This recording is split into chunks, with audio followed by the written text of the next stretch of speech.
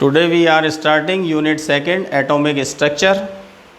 सबसे पहले देखो इसमें फंडामेंटल पार्टिकल्स।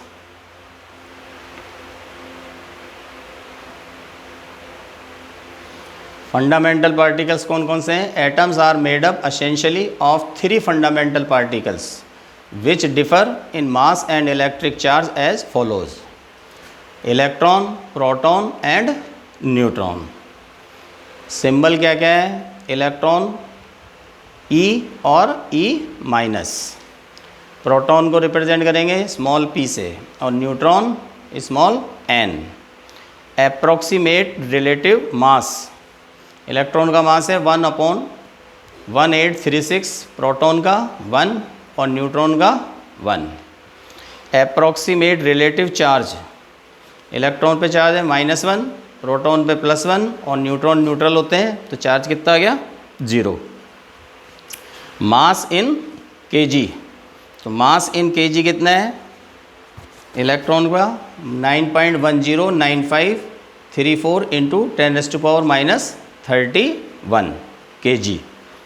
प्रोटॉन का मास 1.6726485 × 10⁻27 और न्यूट्रॉन पे चार्ज कितना है?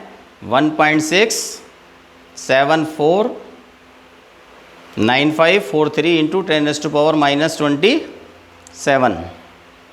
मास इन AMU, देखो मास इन AMU इलेक्ट्रॉन का 5.4858026 × 10⁻4, प्रोटॉन पे 1.007276471 और न्यूट्रॉन का मास इन AMU कितना है? 1.008665012। अब now actual charge in coulomb, charge का यूनिट होता है कूलम्ब। तो इलेक्ट्रॉन का जो चार्ज है वो 1.6021892 × 10⁻19 कूलम्ब। प्रोटॉन पे 1.6021892 × 10⁻19। देखो दोनों का चार्ज क्या है? सेम है। इस पर कैसा चार्ज होगा? नेगेटिव, और इस पर कितना होगा? पॉजिटिव। अब जितने प्रोटॉन होते हैं उतने इलेक्ट्रॉन होते हैं, इसलिए एटम क्या होता है? न्यूट्रल। और न्यूट्रॉन पे चार्ज कैसा है? 0।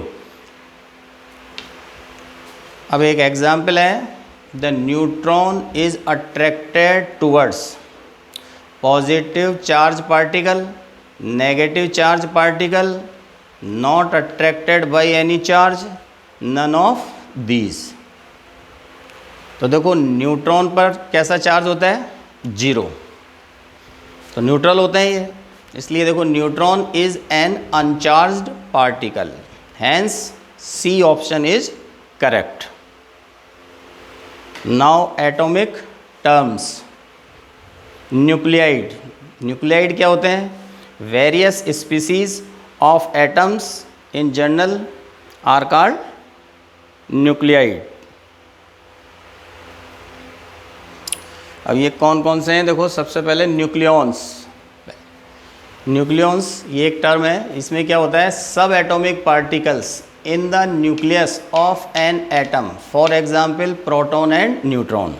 प्रोटॉन और न्यूट्रॉन ये दोनों किस में होते हैं? न्यूक्लियस में, इसलिए इन दोनों को अपन क्या बोलेंगे? Nucleons collectively. इसके बाद है आइसोटॉप्स। आइसोटॉप क्या होते हैं? Atoms of an element with the same atomic number but different mass number. क्या होना चाहिए? एटम्स ऑफ एन एलिमेंट, किसी एलिमेंट के 2 या 2 से ज़्यादा ऐसे एटम जिनका एटॉमिक नंबर सेम हो लेकिन एटॉमिक मास डिफरेंट हो, उसे अपन क्या बोलेंगे? आइसोटॉप्स। अब है मास नंबर। मास नंबर को रिप्रेजेंट करेंगे कैपिटल A से, एटॉमिक मास। तो sum of the numbers of protons and neutrons, for example देखो टोटल नंबर ऑफ न्यूक्लियॉन्स। तो प्रोटॉन प्लस न्यूट्रॉन क्या होता है? Mass number. एटॉमिक नंबर क्या हो गया, जेड, कैपिटल जेड से रिप्रेजेंट करते हैं एटॉमिक नंबर को। ये क्या होता है, the number of protons in the nucleus of an atom. केवल जो प्रोटॉन का नंबर है उसको अपन क्या बोलेंगे, atomic number. This when subtracted from A gives the number of neutrons, क्योंकि न्यूट्रॉन और प्रोटॉन दोनों मिलकर क्या होते हैं, एटॉमिक मास। तो एटॉमिक मास में से एटॉमिक नंबर अपन माइनस कर देंगे तो क्या आ जाएगा, न्यूट्रॉन, क्योंकि एटॉमिक नंबर क्या है, प्रोटॉन। अब है एक आइसो बार। आइसो बार क्या है, देखो, atoms having the same mass number. Same mass number का मतलब एटॉमिक मास दोनों का सेम होना चाहिए, but different atomic numbers. Atomic number different हो और एटॉमिक मास सेम हो तो उससे क्या बोलेंगे अपन, आइसो बार्स। एग्जाम्पल देखो, 15 फास्फोरस 32। तो ये 15 तो क्या है, इसका एटॉमिक नंबर है, और 32 क्या है, मास नंबर है। और सल्फ़र, इसका एटॉमिक नंबर कितना है, 16। एटॉमिक नंबर तो हमेशा फिक्स रहता है, और एटॉमिक मास कितना है सल्फ़र का, 32। तो फास्फोरस 32 और सल्फ़र 32, दोनों का एटॉमिक नंबर क्या है, डिफरेंट है, लेकिन मास नंबर दोनों का 32 सेम है, इसलिए ये दोनों एक दूसरे के क्या कहलाएंगे, isobars. Now isotones. Isotones क्या होते हैं, atoms having the same number of neutrons but different number of protons और mass number. For example, carbon 6 14, oxygen 8 16 और नाइट्रोजन 7 एटॉमिक नंबर है और 15 क्या है, एटॉमिक मास है। तो सेम नंबर ऑफ न्यूट्रॉन्स होने चाहिए। तो देखो 14 माइनस 6 करेंगे तो कितना आया, 8। 16 माइनस 8 करेंगे तो कितना आया, 8। और 15 माइनस 7 करेंगे तो भी कितना आया, 8। तो तीनों में ही क्या, नंबर ऑफ न्यूट्रॉन्स सेम है, लेकिन इनका मास नंबर डिफरेंट है। तो ये तीनों एक दूसरे के क्या कहलाएंगे, आइसोटॉन्स।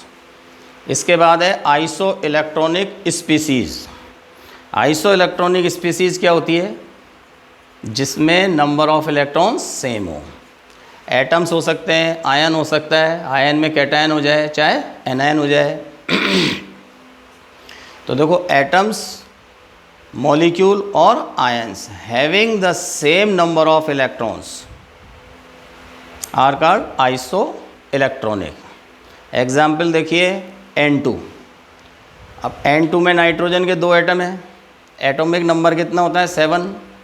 तो प्रोटॉन भी 7 है और इलेक्ट्रॉन भी कितने हैं, 7 है। तो 2 एटम है तो कितने इलेक्ट्रॉन हो गए टोटल, 14। इसी तरह से कार्बन मोनोऑक्साइड। तो कार्बन मोनोऑक्साइड में कार्बन के पास कितने इलेक्ट्रॉन है, कार्बन का एटॉमिक नंबर होता है 6 और ऑक्सीजन का कितना होता है, 8। तो 8 + 6 कितना हो गया, 14। इसके बाद है साइनाइड। साइनाइड होता है Cn और चार्ज कितना होता है, -1। तो देखो, कार्बन का 6 हो गया एटॉमिक नंबर और नाइट्रोजन का कितना हो गया, 7। तो 7 और 6 कितना हो गया, 13। अब इस पे चार्ज कितना है, -1, तो एक एक्स्ट्रा इलेक्ट्रॉन है। तो 13 और 1 कितना हो गया, 14। तो इसमें भी 14 इलेक्ट्रॉन है, इसमें भी 14 इलेक्ट्रॉन है, और साइनाइड का जो एक आयन है वो भी 14 इलेक्ट्रॉन है उसमें भी। तो ये तीनों क्या है, आइसो इलेक्ट्रॉनिक स्पीसीज़। नेक्स्ट है atomic mass unit, exactly equal to 1/12 of the mass of carbon 12। जो कार्बन 12 का एक एटम होता है उसका 1/12 जो पार्ट है, उससे जितना टाइम कोई एटम हैवी होगा उसे अपन क्या बोलते हैं, एटॉमिक मास यूनिट, और वही उसका एटॉमिक मास होता है। अब एक एग्जांपल और है, the ion that is iso electronic with CO। जैसे अभी अपन ने बताया पहले भी, कार्बन मोनोऑक्साइड का जो आइसो इलेक्ट्रॉनिक है वो कौन सा आयन है। अब देखो, जिस पे भी चार्ज होता है वो सब आयन होते हैं। ये साइनाइड हो ही गया, ये O2 प्लस है, ये N2 प्लस है और ये O2 माइनस है। कार्बन में 6 और ऑक्सीजन के पास कितने इलेक्ट्रॉन है 8, तो 8 प्लस 6 कितना हो गया 14। अब अपने को 14 चेक करना है, तो यहाँ देखो आप, कार्बन का 6 और नाइट्रोजन का 7, ठीक है, तो 7 और 6 कितना हो गया 13 और -1 इस पर चार्ज एक्स्ट्रा है, तो कितना हो गया 14। O2 प्लस पे कितना आया, ऑक्सीजन के पास का एटॉमिक नंबर कितना होता है ऑक्सीजन का 8, तो 8 और 8 16। अब प्लस का कब होता है, जब लॉस ऑफ इलेक्ट्रॉन होता है, तो 16 में से एक इलेक्ट्रॉन कम कर दो तो कितना आया 15। O2 माइनस 16, 8 प्लस 8 16 -1, तो टोटल कितने इलेक्ट्रॉन हो गए O2 माइनस में 17। N2 प्लस, नाइट्रोजन का एटॉमिक नंबर है 7, तो 7 प्लस 7 कितना हो गया 14, 14 प्लस 1 है तो एक इलेक्ट्रॉन का लॉस हो गया, तो कितना बचा 13। ठीक है, तो देखो carbon monoxide and cyanide have 14 electrons, hence option A is correct. इसमें कितने इलेक्ट्रॉन है 14। ठीक है, इस तरह से चेक कर लेना। एक एग्जाम्पल और है, find the number of neutrons in a neutral atom having atomic mass 23 and number of electrons 11।